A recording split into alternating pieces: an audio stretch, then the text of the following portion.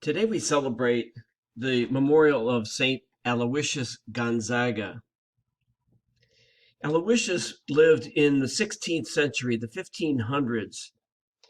He grew up in central Italy, grew up in a wealthy family. He was a quite precocious child. He was sent to Florence at the age of 9 to be educated. And at the tender young age of 11, he was teaching catechism. Eventually, he became disillusioned by the aristocratic, affluent life that he was living. And after a struggle with his parents, he was allowed to join the Society of Jesus, the Jesuits.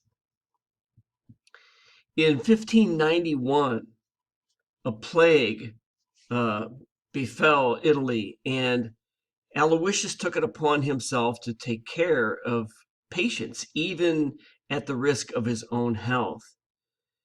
Eventually, he caught the plague and he died at the tender young age of just 23. And I suppose it's because of his young age at the time of his death that Aloysius is the patron saint of youth.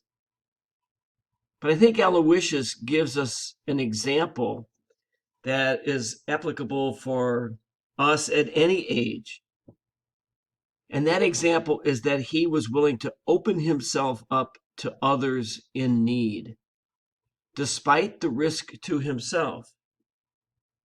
That's something that we can aspire to look out for the needs of others before we take care of take care of our own needs. Aloysius reminds us, I think, also of all those healthcare workers during the pandemic who have placed themselves at physical risk in order to care for those who were ill. And so we give thanks for St. Aloysius. We also give thanks today for all those who have cared for the sick and the dying during this time of pandemic.